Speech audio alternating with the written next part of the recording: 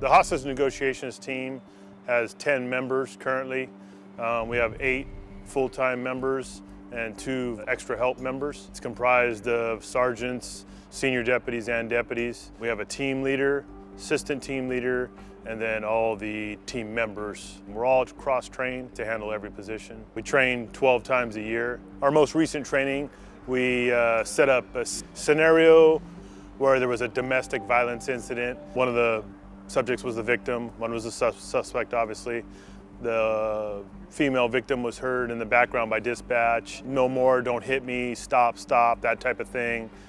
So basically, he's not allowing us into the home, so we need to surround and call in and try to get the problem resolved. In a scenario situation, we set up the equipment, we designate the team positions, we have a team leader, a primary negotiator, a secondary negotiator, somebody's a scribe, we have operations officer, we have guys doing intelligence, meaning gathering information on the call and those involved in the call.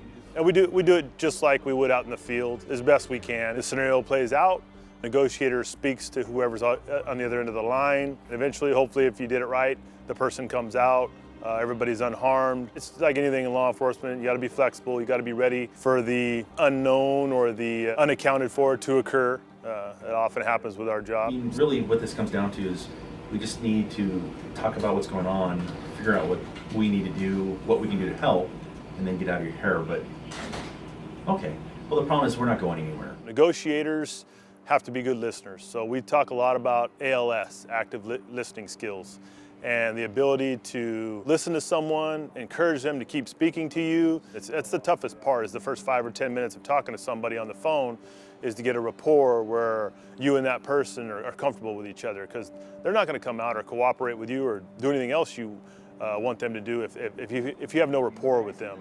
I see this ending with everybody okay. We're not here to solve a crime as H&T members. We're here to get either the barricaded subject out or the hostage released. When you're negotiating, you're in the moment, you're engaged with them, you're listening, offering solutions, but at the same time, you're trying to think a couple steps ahead as well, where you want this thing to go, because he's maybe making some demands or making requests that maybe you can or cannot abide by. Maybe you can make them happen, maybe you can't. Training's super important.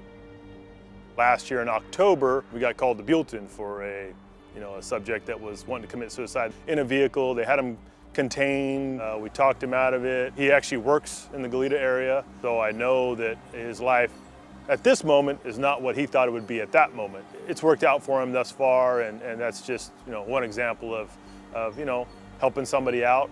Negotiation skills, got him through maybe a tough time, and in the end, it's worked out so far.